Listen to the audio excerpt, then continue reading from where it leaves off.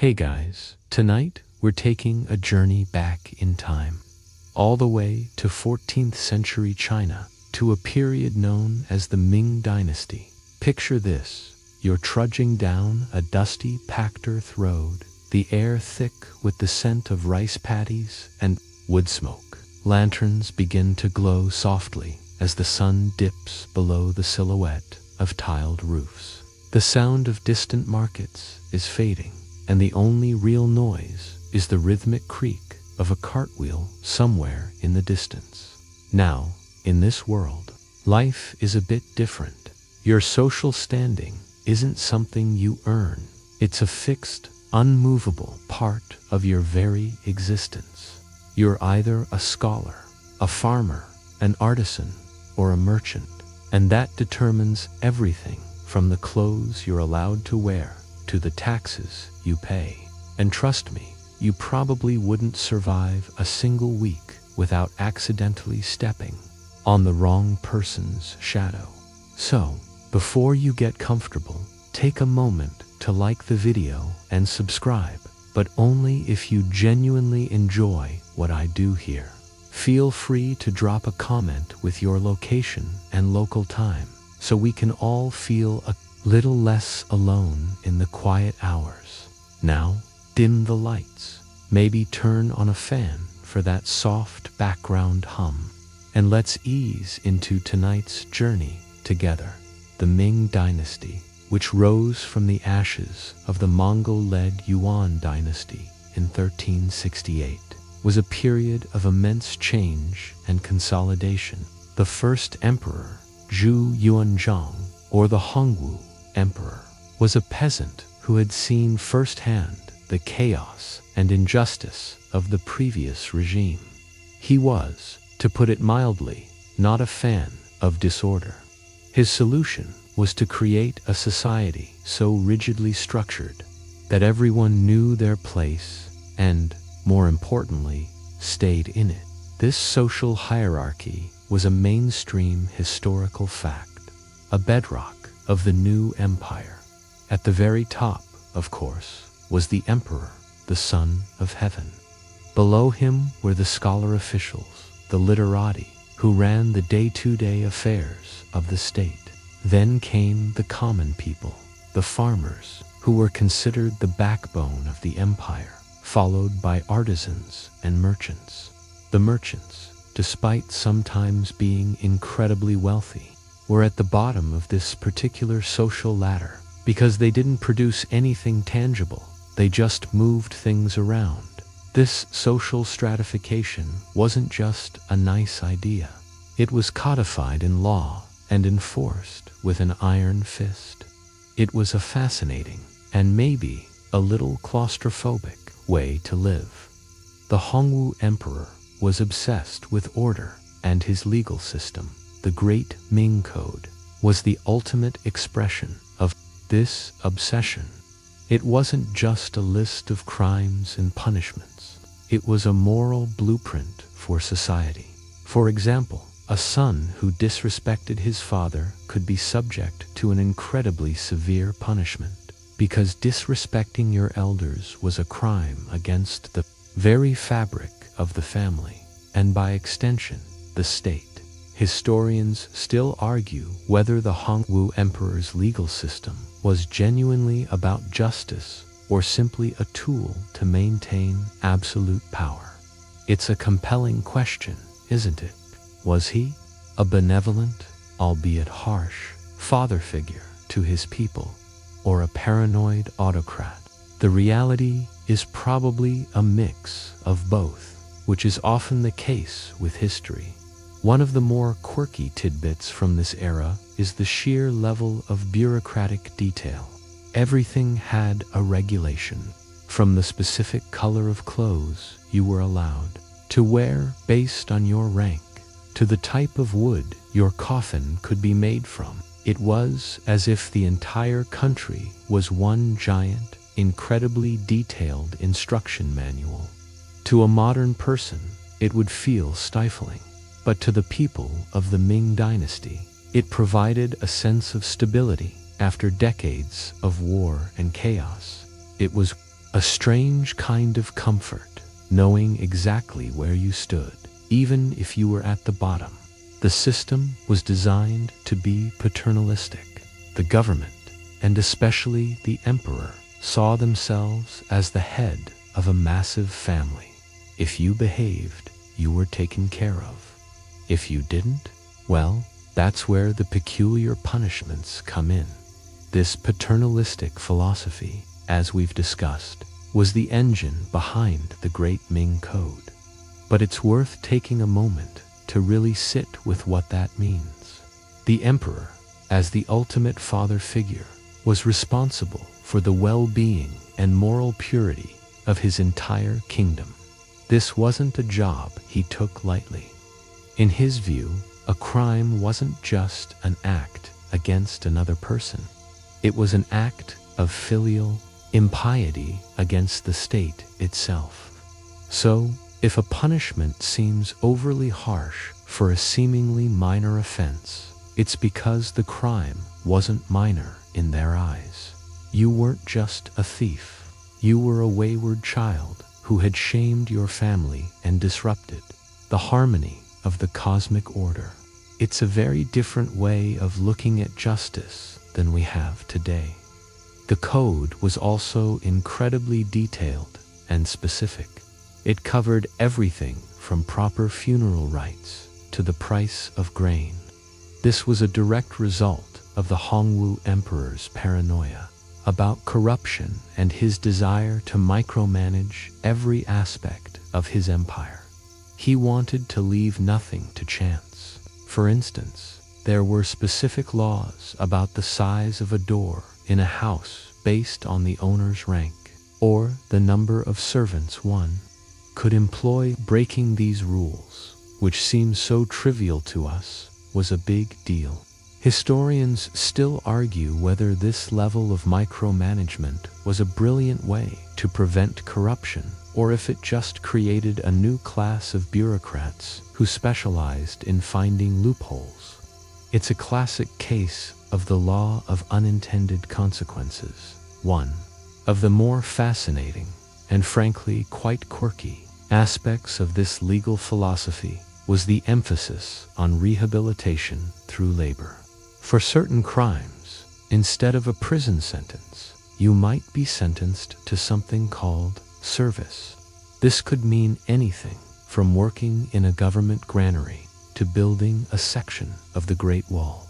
The idea was that you would not only pay your debt to society, but you would also learn a valuable skill and become a productive member of society once again.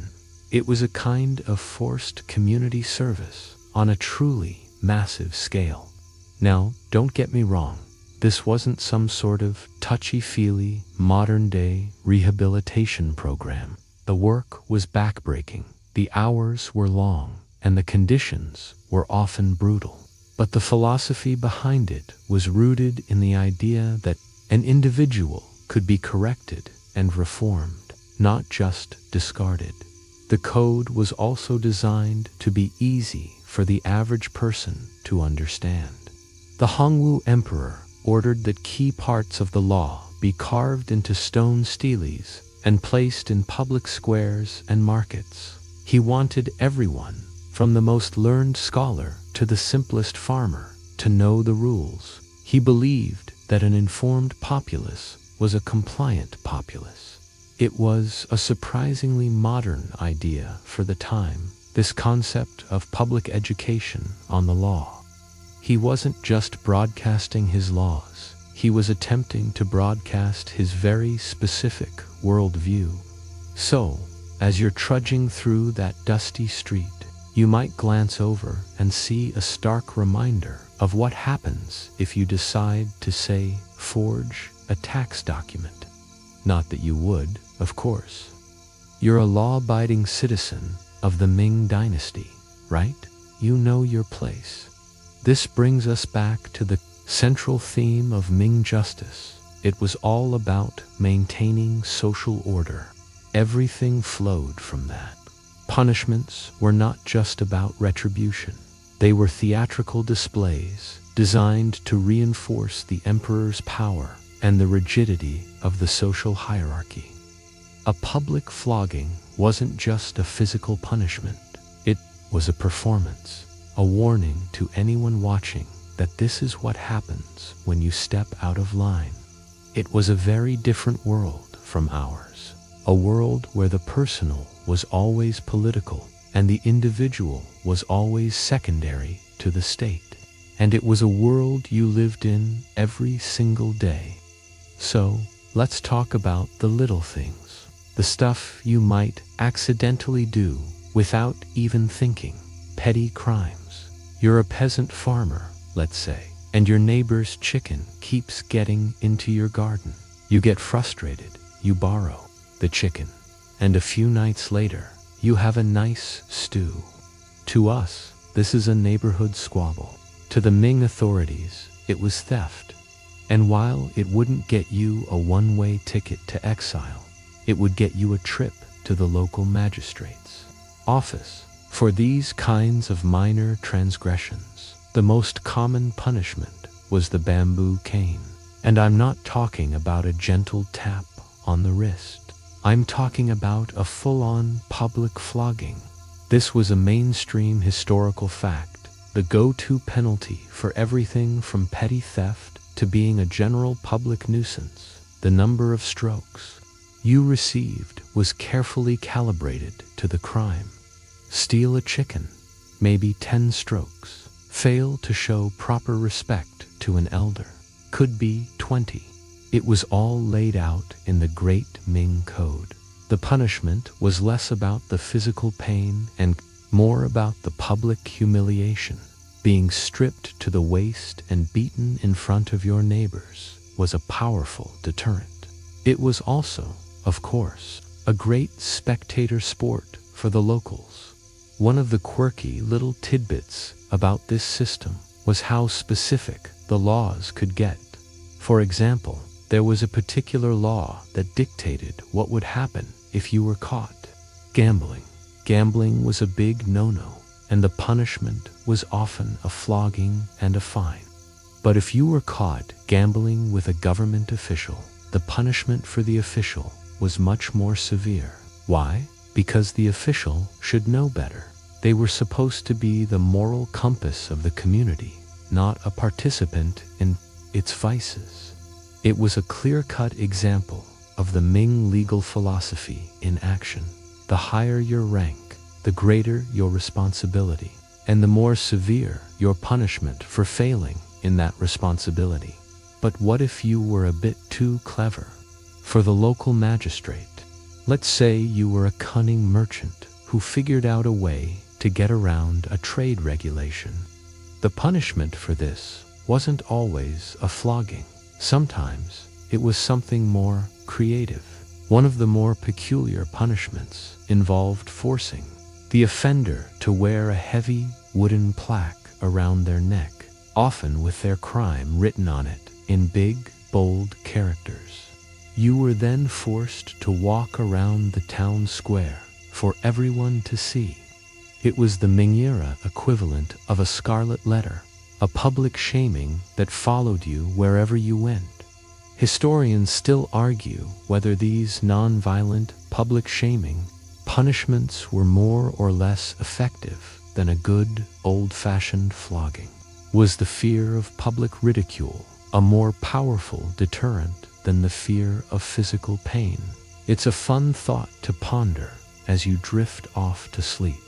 The goal, remember, was always to maintain social order.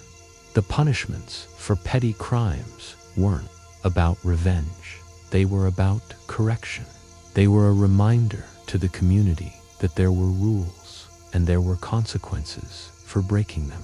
It was a system that valued harmony above all else, even if that harmony was enforced with a heavy hand.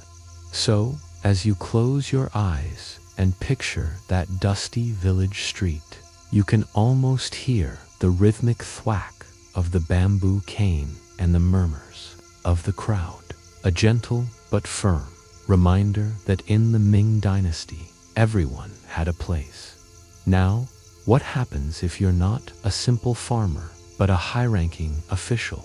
You've got a nice silk robe, a cozy government position, and a healthy sense of your own importance. You're a part of the elite, the backbone of the empire. Surely, the rules don't apply to you, right? Oh, my friend, that's where you'd be wrong. In the Ming Dynasty, the emperor had a special brand of punishment reserved just for the powerful. The most common form of punishment for corrupt or incompetent officials was a public flogging. But this wasn't the same casual bamboo cane that a farmer might receive. This was the court cane, and it was a serious affair. You, as the official, would be dragged into the courtyard of the imperial palace, stripped of your fancy clothes, and beaten. The sound of the cane striking flesh was meant to be heard by everyone. This was a mainstream historical fact, a ritualized public humiliation. The number of strokes was, again, carefully calibrated, but it was often a large number, and it was administered by professionals who knew how to make it hurt without necessarily killing you outright.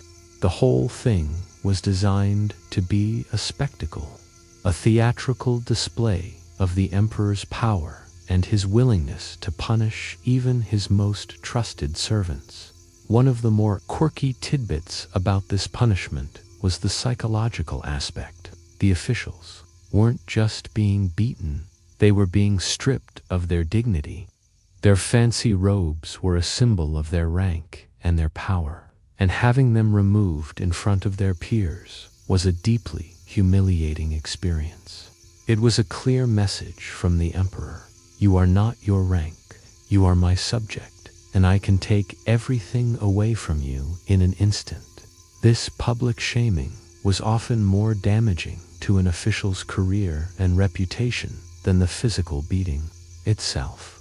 It was a blow to the ego that was far harder to recover from than a few broken bones. Historians still argue whether this system was an effective deterrent against corruption. On the one hand, it certainly kept officials in line, at least, to a degree.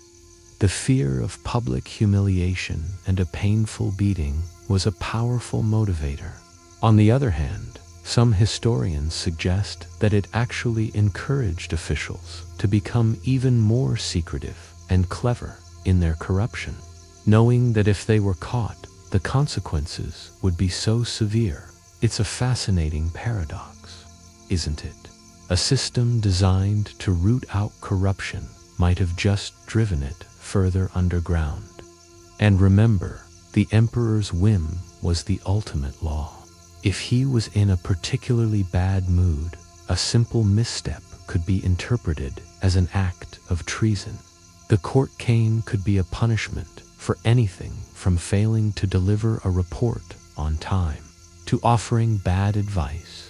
The emperor's power was absolute, and a high-ranking official was never truly safe. So, as you drift off, imagine yourself as one of these officials, walking on eggshells, knowing that any day could be the day you find yourself in the imperial courtyard on the wrong end of a bamboo cane. It's a very good incentive to be on your best behavior. So what happens if you weren't beaten to a pulp in the imperial courtyard, but your crime was still serious enough to merit more than just a quick flogging? You might find yourself in a Mingara prison. Now, when we think of a historical prison, we probably imagine something out of a movie. Dark, damp, with rats scurrying everywhere and chains clanking ominously. And while the Ming prisons certainly weren't five-star resorts, the day-to-day reality was often surprisingly mundane.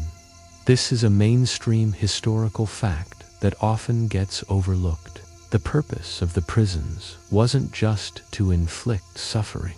They were holding cells, places where you would wait for your sentence to be carried out. The conditions varied wildly depending on the location, and the magistrate in charge. In some places, it was as grim as you'd imagine, overcrowded, unsanitary, and a breeding ground for disease. In other places, however, it was a bit more bureaucratic. You might be put in a cell with other prisoners, and your days would be filled with the quiet hum of daily life, the rattle of food bowls, the low murmur of conversation, and the constant dull feeling of waiting. One of the more quirky tidbits about Ming prisons was the role of the prisoners themselves. In some cases, the inmates were given responsibilities. They might be put in charge of cleaning the cells, or even distributing food. It was a bizarre kind of self-governance, a way for the prison to run itself with minimal oversight. This system, of course, was ripe for corruption. A prisoner with a little bit of money could bribe his way into a better cell or get a larger bowl of rice. Historians still argue whether this system was a clever way to keep the peace or a lazy way for the guards to avoid doing their jobs. Was it a practical solution to a logistical problem or a moral failing of the system? It's another one of those historical scratchers. Life inside the prison wasn't all bad, at least not for the wealthy. If you had money, you could bribe your way into better food, cleaner bedding, and even private tutors. The prisons were, in a way, a reflection of the outside world. The rich and powerful still had their privileges, even behind bars. But for the average person, life was hard. You were often malnourished, apathetic, and completely at the mercy of the guards and the other prisoners. There was a kind of quiet desperation that hung in the air, the heavy weight of a life on hold. And remember that rigid social hierarchy we talked about. It didn't disappear when you entered the prison walls. A scholar official would be treated with a certain level of deference, even if he was in the same cell as a peasant. It was a deeply ingrained social custom that was hard to shake.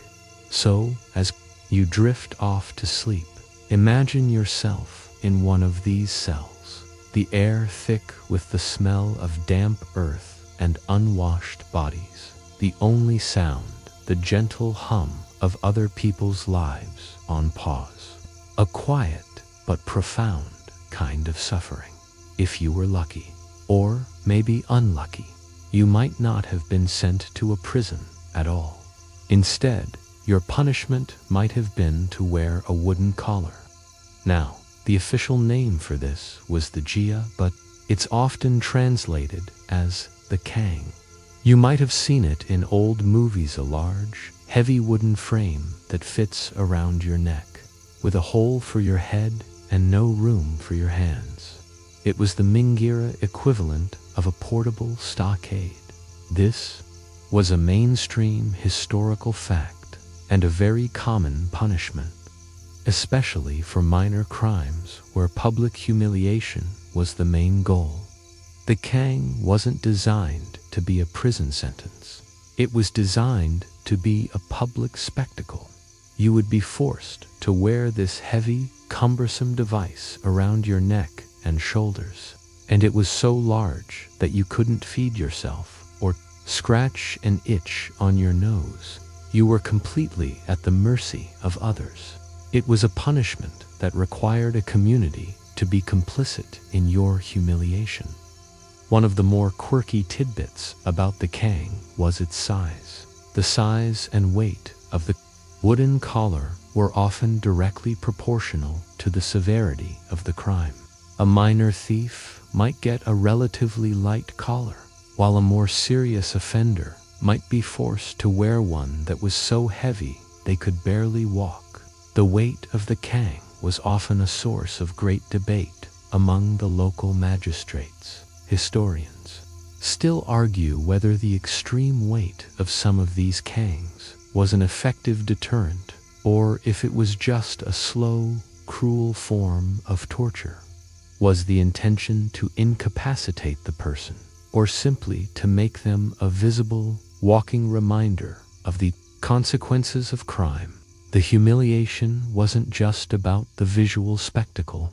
The kang was often inscribed with the person's name, their crime, and the length of their sentence. So, as you shuffled down the street, everyone who saw you would know exactly what you did, and you couldn't hide. The collar was impossible to take off by yourself, and you couldn't cover it with a cloak or a blanket. You were a walking, talking public service announcement about the dangers of disobeying the law. And remember the paternalistic philosophy of the Ming legal code. The kang was a perfect expression of that. It was a punishment that didn't just target the individual, it targeted the community. The fact that you needed other people to help you eat, drink, and perform basic bodily functions was a constant reminder that you were a part of a larger society and that your actions had consequences. For everyone, it was a deeply personal, but also deeply public kind of punishment. So as you drift off, imagine the feeling of that heavy wooden collar around your neck, the sun beating down on you, and the curious stares of the crowd. A gentle but firm reminder that in the Ming Dynasty, your shame was not your own. Now, let's take a step back from the specific punishments and look at the larger system. He was the ultimate arbiter of justice. His will was the law, and he could override any legal decision, pardon anyone he wanted, or sentence anyone to death on a whim. This imperial service and the emperor's will was a defining feature of Ming rule. It was a mainstream historical fact that the emperor was, in effect, a living god. The emperor's power was absolute, and this was particularly evident in the punishments meted out to officials. We talked about the court cane, but that was just the tip of the iceberg. This created a court environment that was less about justice and more about survival. Officials spent their lives trying to curry favor with the emperor, knowing that their fate and the fate of their families rested entirely on his opinion of them. One of the more quirky tidbits about this system was the emperor's use of public displays of affection or disaffection. An emperor might send a gift to an official one day, a sign of his favor, and then have that same official publicly humiliated the next.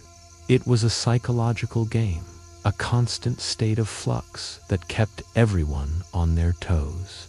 Historians still argue whether this was a deliberate strategy to keep his officials subservient and loyal. Was it a brilliant political tactic, or just a sign of a deeply paranoid and insecure ruler? It's a question that's as much about psychology as it is about history. The emperor's will was also a major factor in the use of exile. While exile was a codified punishment in the Great Ming Code, the emperor often used it as a way to get rid of a troublesome official without having to kill them. He might send them to a distant province or a frontier post, effectively ending their career and their influence. It was a kind of political death, a way to remove a threat without having to shed blood. Remember that we'll be covering exile in more detail later, but it's important to remember that even this gentler punishment was often dictated by the emperor's personal feelings, not just by the letter of the law. And remember the paternalistic philosophy. The emperor saw himself as the father of the nation and his officials as his children.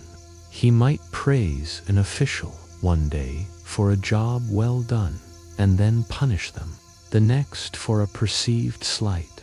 So, as you drift off, imagine yourself as one of these officials, walking on eggshells, trying to guess the emperor's mood. and knowing that any day could be your last.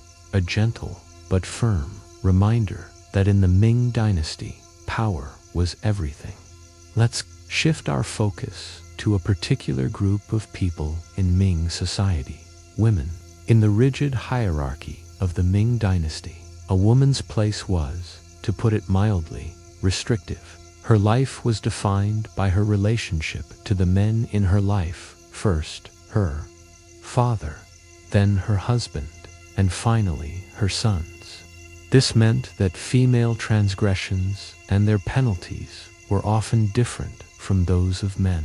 Mainstream historical facts about Ming law was that a woman's crime was often seen as a crime against her family's honor, not just against the state. A woman who committed adultery, for example, wasn't just breaking the law. She was shaming her husband and her entire family. Of the local magistrate, the law was, in many ways, an extension of the patriarchal family structure.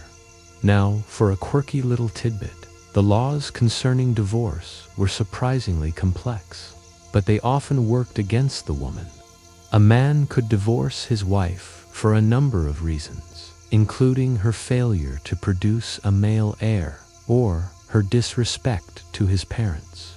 A woman, on the other hand, had very few legal grounds for divorce. However, there were certain situations where a woman could petition for a divorce, but it was a long and difficult process. Historians still argue whether these laws were designed to protect the family unit or to simply maintain the power of the husband era. It's a fascinating question that gets to the heart of Ming-era gender roles. The most severe punishments for women were often reserved for those who were seen as a threat to the social order. A woman who was found guilty of a serious crime, like murder or treason, could be subject to the same severe punishments as a man. A woman who was publicly humiliated would not only lose her own reputation, but she would also bring shame upon her family for generations to come. It was a kind of social death that was often more feared than a physical one. And remember the paternalistic philosophy. The emperor saw the family as the cornerstone of the state, and a woman's role was to maintain the harmony of that family. A woman who stepped out of line wasn't just a criminal. She was a threat to the stability of the entire empire. Her punishment wasn't just about retribution. It was about sending a message to all the other women in the dynasty that their place was in the home, and that any deviation from that path would be met with severe consequences. So, as you drift off to sleep, imagine the quiet, a gentle but firm reminder that in the Ming Dynasty, even the most private of lives was a public matter. Taxes, they're never fun, but in the Ming Dynasty, avoiding them could lead to some truly inventive consequences. The state, as we've discussed, was built on a rigid social and economic structure, and a huge part of that structure was the tax system. Land taxes, grain taxes, labor taxes. The government needed all of it to function. Punishments for tax evasion were therefore a serious matter, and the state went to great lengths to ensure compliance. One of the most mainstream historical facts about Ming-era taxes was the use of incredibly detailed registers. The government kept meticulous records of every plot of land, every household, and every person. This was the yellow register and the fish scale register, and they were the backbone of the tax system. Falsifying these records was a grave crime. If you were caught, the punishment was often a severe flogging and a fine that was many times the amount of the taxes you owed. The goal wasn't just to get the money back. It was to send a clear message that the state's authority was not to be trifled with. Now, for a quirky little tidbit. one of the more unusual punishments for tax evasion was the tax defaulter's cage. This was a cage that was just big enough for a person to stand in, but not big enough for them to sit or lie down. The cage was often placed in a public square, and the tax defaulter would be left there for days, sometimes even weeks, as a public example.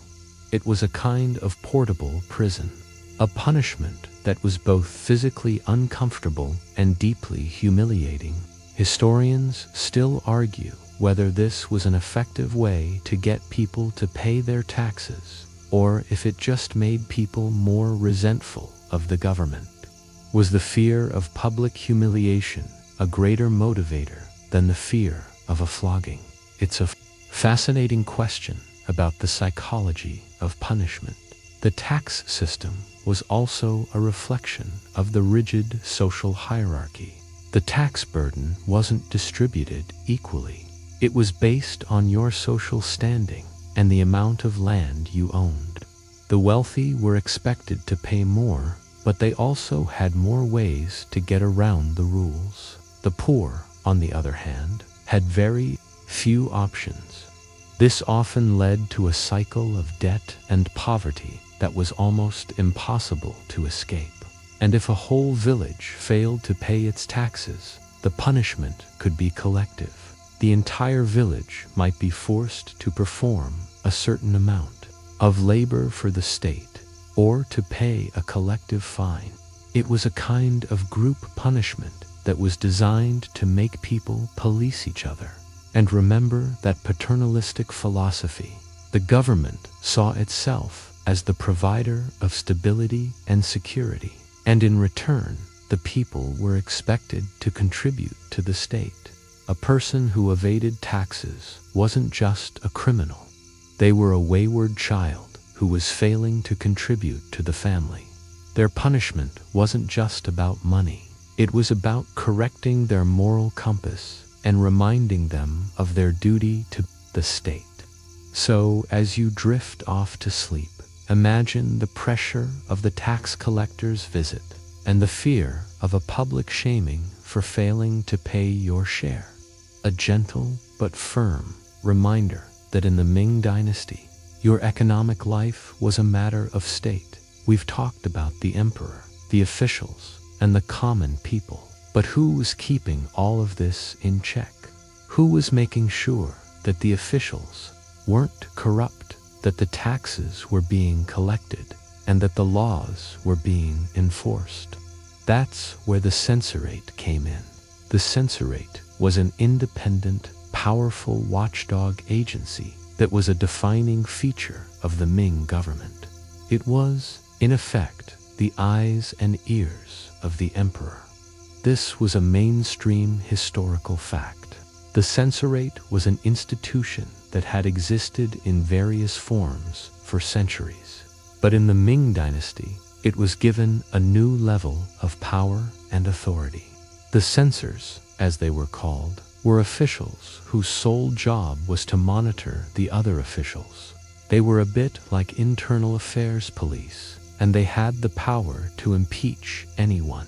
From a local magistrate to a high-ranking minister, they could even, and this was a very big even, criticize the emperor himself. Now, criticizing the emperor was a risky business, and many a censor found themselves on the wrong end of a court cane for their troubles. But the fact that they had the legal right to do so was a testament to their power. One of the more quirky tidbits about the censorate was its use of symbolic protests. If a censor felt that an official, or even the emperor, was making a terrible mistake, they might not just file a report. They might engage in a public display of protest, like kneeling outside the imperial palace for days on end, or even committing ritual suicide in protest. It was a kind of theatrical politics, a way to make a statement that was hard to ignore. Historians still argue whether these acts of protest were a genuine expression of moral outrage, or a clever way for the censors to gain power and influence. Was it an act of integrity or a savvy political move? It's a fascinating question about the nature of power and protest. The censors also had the power to conduct investigations and to tour the provinces, checking on the local officials and making sure that the laws were being applied fairly. They were, in effect, the moral conscience of the empire. But like any powerful institution, the censorate was not immune to corruption. A clever official could bribe a censor, or a powerful minister could use his influence to have a troublesome censor removed. It was a constant battle of wits, a kind of political chess match that was being played out every day in the halls of the imperial palace. And remember the paternalistic philosophy. The emperor saw the censors as his moral guardians, the people who would help him be a better ruler. He relied on them to tell him the truth, even when it was painful. But at the same time, he was a very proud and often petty man, and he didn't like to be criticized. It was a delicate dance, a world where speaking the truth could get you killed, but not speaking it could be seen as a betrayal of your duty. So, as you drift off to sleep, imagine the quiet, tense atmosphere of the imperial court and the constant fear of a censor's report landing on the emperor's desk. A gentle but firm reminder that in the Ming Dynasty, even the most powerful people had to watch their backs. While the censorate was the official watchdog, the emperor had another, far more sinister, tool at his disposal: the embroidered uniform guard. The Jinyue, as they were known in Chinese, were the emperor's secret police, and their methods were, to put it mildly, less than gentle. They were an organization that existed outside the official legal system, and they answered only to the emperor himself. The existence of the embroidered uniform guard is a mainstream historical fact, but their exact methods are shrouded in a certain amount of mystery. They were a powerful and feared organization. Their primary job was to investigate officials and other powerful figures who were suspected of disloyalty or corruption. They had the power to arrest anyone at any time without a warrant. They could hold people indefinitely without a trial. Their very name was enough to strike fear into the hearts of even the most powerful officials. They were a constant, invisible threat, a reminder that the emperor's reach was long and his authority absolute. Now, for a quirky little tidbit, the embroidered uniform guard wasn't just a secret police force. They were also the emperor's personal bodyguards and ceremonial guards. They wore a distinctive uniform with an embroidered badge, which is how they got their name. On a day-to-day basis, they might be seen standing guard outside the imperial palace, looking very official and very harmless, but behind the scenes, they were a tool of terror. Historians still argue whether the embroidered uniform guard was a necessary evil, a way for the emperor to keep his officials in line and prevent corruption, or if they were a corrupt and brutal organization in their own right, a symptom of a paranoid and insecure dynasty. Was their power a force for good, or was it a force for evil? It's a question that gets to the heart of the relationship between power and morality. The methods of the embroidered uniform guard were often brutal. They were known to use torture to extract confessions, and they were not bound by the rules of the official legal system. A person who was arrested by the Jinyue would often disappear and their family would never hear from them again. It was a kind of extrajudicial justice, a world where the rules didn't matter, and the only thing that mattered was the emperor's will. The fear of the Jinyue was so great that it was often used as a tool of political intimidation. A clever official might not even need to use the Jinyue to get what they wanted. The mere threat of their involvement was often enough. And remember the paternalistic philosophy of the Ming Dynasty. The Jinyue were the ultimate expression of that philosophy gone wrong. The emperor saw himself as the father of the nation, and the Jinyue were his enforcers, his way of punishing his wayward children. But what happens when the father figure becomes a tyrant and the enforcers become a law unto themselves? It was a world of high stakes and deep uncertainty, a world where even the most powerful people had to watch their backs. So as you drift off to sleep, imagine the silent, invisible threat of the embroidered uniform guard and the constant fear of a knock on your door in the middle of the night. A gentle but firm reminder that in the Ming Dynasty, some laws were more equal than others. Now, what happens if you're not an official, but a criminal who has been caught and sentenced to something a bit more severe than a flogging? You might find yourself on a long, arduous journey to a distant land. This was Mingera exile and resettlement, and it was a common punishment for a wide variety of crimes, from serious theft to political dissent. It was a punishment that was both physically demanding and emotionally devastating. The use of exile is a mainstream historical fact, a tool used by many empires throughout history, but in the Ming Dynasty, it was particularly significant. The empire was vast, and there were many frontier regions that were sparsely populated and in need of development. A person who was exiled wasn't just being banished, they were being sent to these frontier regions to serve as a kind of human resource. They were expected to work the land, build towns, and help to expand the empire. It was a kind of punishment that was also a form of state-sponsored colonization. One of the more quirky tidbits about exile was the sheer variety of locations you could be sent to.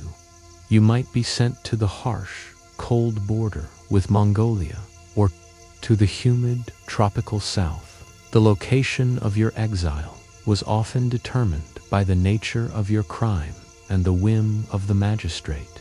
Historians still argue whether this system was an effective way to both punish criminals and develop the empire, or if it was just a slow, cruel form of death.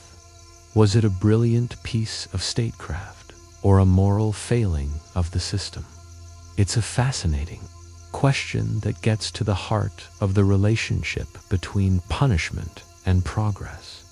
The journey to exile was often a punishment in itself. You would be shackled and forced to walk for weeks or months, often with very little food or water. The journey was so brutal that many people didn't survive it. And even if you did, your life in the frontier region would be incredibly difficult. You would be starting from scratch with no money, no land, and no social connections. You would be at the mercy of the elements, the local officials, and the indigenous people who already lived there. It was a kind of living death, a punishment that was designed to be a permanent, irreversible separation from your old life. And remember that paternalistic philosophy. A person who was exiled wasn't just a criminal. They were a wayward child who was being sent away from the family. They were being told, in no uncertain terms, that they were no longer a part of the social fabric of the empire. It was a kind of emotional abandonment that was often more painful than any physical punishment. So as you drift off to sleep, imagine the long, dusty road to exile, the weight of the shackles on your ankles, and the knowledge that you will never see your home again. A gentle but firm reminder that in the Ming Dynasty, your community was everything. We've been discussing many of the punishments, but a truly comprehensive look at Ming justice would be incomplete without a mention of torture. Now, before you get uncomfortable, we're not going to dwell on graphic details. The purpose here isn't to shock, but to understand the psychology behind its use. It was a tool of statecraft, a way to extract confessions and information.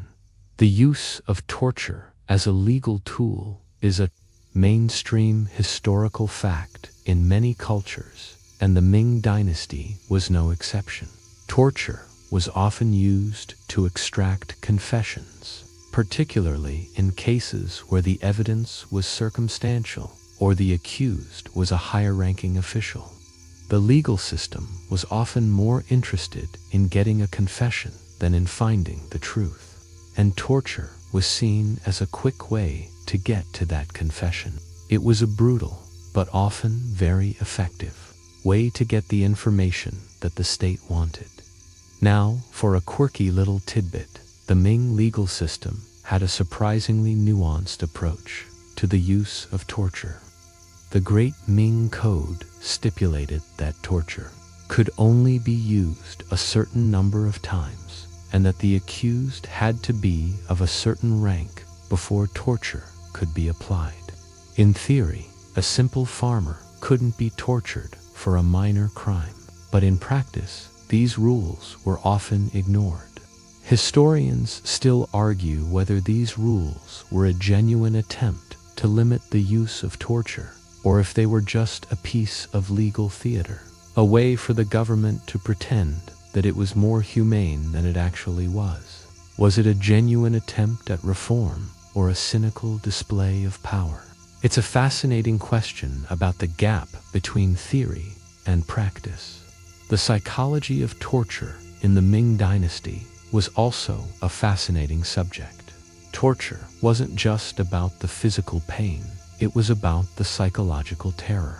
The fear of what was to come was often more powerful than the torture itself. The accused would often be held in a prison cell for weeks or months, knowing that a torturer was waiting for them. The uncertainty, the fear, the isolational of these were designed to break a person's will and make them confess to anything.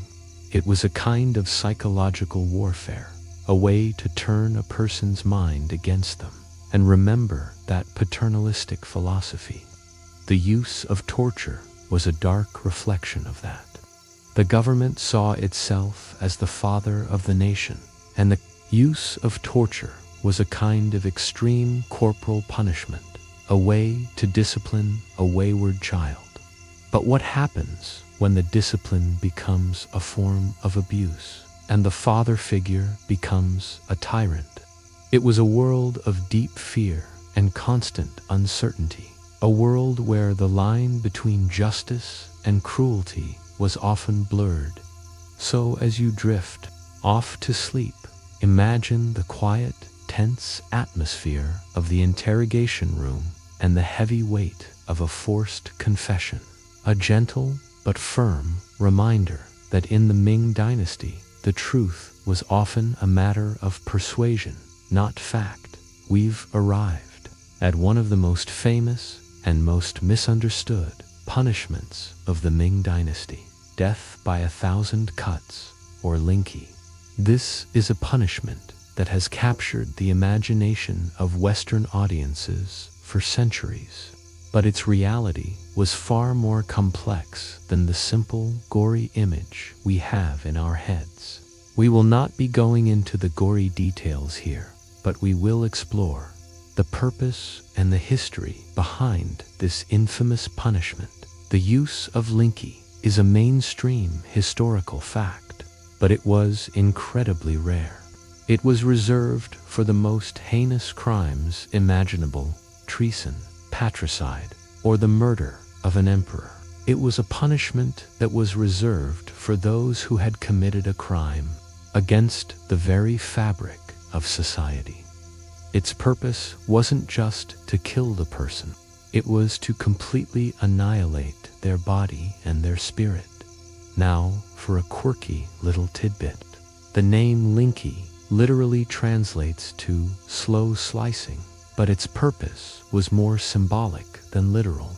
The punishment was designed to be a process of slowly and methodically removing pieces of the body, but it was often a very quick death. The executioner would often give the person a dose of opium to dull the pain, or would quickly stab them in the heart to end their suffering.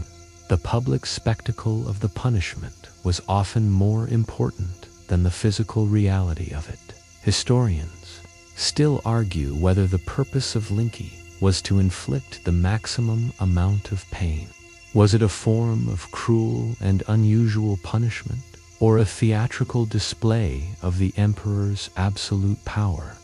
It's a fascinating question that gets to the heart of the relationship between ritual and reality.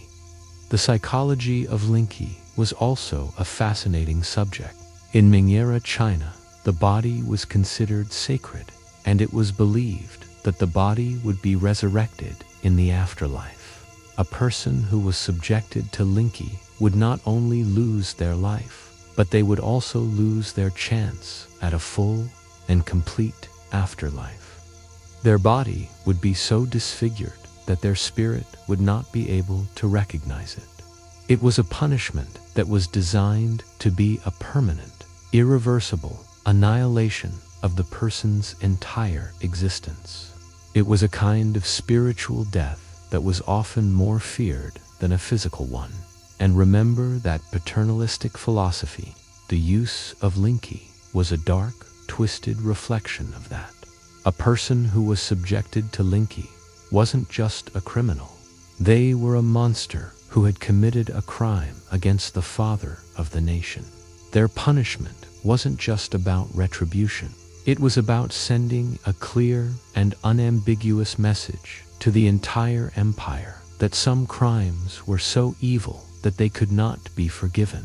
It was a world of high stakes and deep fear, a world where the line between justice and cruelty was often blurred. So, as you drift off to sleep, imagine the quiet, tense atmosphere of the public square and the heavy weight of a collective horror, a gentle but firm reminder that in the Ming Dynasty, some punishments were more than just physical. So, we've journeyed through the legal landscape of the Ming Dynasty, from the small-scale punishments for petty thieves to the grand theatrical spectacles for high-ranking officials. And as we reach the end of our journey, it's worth taking a moment to reflect on the legacy of Ming justice. How did these practices shape the dynasties that came after it? And what can they tell us about the nature of power, law, and human nature? The first thing to remember is that the Ming legal system, and particularly the Great Ming Code, was incredibly influential. It was the blueprint for the legal systems of subsequent dynasties, including the Qing dynasty, which came after the Ming. The code's emphasis on a rigid social hierarchy, its paternalistic philosophy, and its use of a mix of corporal punishment and public humiliation were all features that were carried forward into later periods of Chinese history. This is a mainstream historical fact. The Ming legal system was, in many ways, the bedrock of the traditional Chinese legal system. One of the more quirky tidbits about this legacy is how the perception of these punishments changed over time. While the Ming Dynasty saw these punishments as a necessary tool for maintaining social order, later, historians often looked back on them with a mixture of horror and fascination. The stories of the court, Cain, the Kang, and Linky became a kind of historical folklore, a way to talk about the perceived cruelty of the past. Historians still argue whether this shift in perception was a genuine change in moral values, or if it was a political tool used by later dynasties to distance themselves from their predecessors. Was it a sign of progress, or a cynical rewriting of history? It's a fascinating question about the nature of historical memory. And remember the censorate and the embroidered uniform guard. The legacy of these institutions was also incredibly influential. The idea of a powerful, independent watchdog agency and a secret police force that answered only to the emperor became a key feature of the subsequent Qing dynasty. The fear of a censor's report or a knock on the door from a secret police officer was a part of daily life for generations of Chinese officials. The Ming Dynasty, in its quest for absolute control, created a legal and political landscape that was both incredibly stable and deeply repressive. It was a world where a person could be both safe and terrified at the same time. And finally, remember that paternalistic philosophy. The idea of the emperor as the ultimate father figure and the people as his children was a legacy that lasted for centuries. It was a philosophy that, on the one hand, created a sense of collective identity and social harmony, but on the other, justified a level of control and cruelty that we would find unimaginable today. It was a world of high stakes and deep uncertainty, a world where the line between justice and cruelty was often blurred. And so, as we leave the Ming Dynasty behind, we can still see the echoes of its legal system in the pages of history, a gentle but firm reminder that the past is never truly past. The image of that dusty road begins to fade now. The creak of the cartwheel is softer. The glow of the lanterns grows dimmer, and you are no longer a part of that world. Your journey through the peculiar punishments of the Ming Dynasty is complete. The details of the court cane, the Kang, and the shadows of the secret police are now just faint whispers, dissolving into the quiet of the night.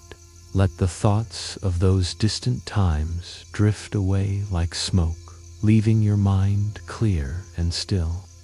The weight of history is lifted now, and all that remains is the soft hum of the night, a gentle invitation to rest. Allow yourself to sink deeper into your bed, feeling the comfort and peace of your own time and place. There's no more walking on eggshells, no more fear of a censor's report, only the quiet stillness of the present moment. Just breathe softly and let yourself go.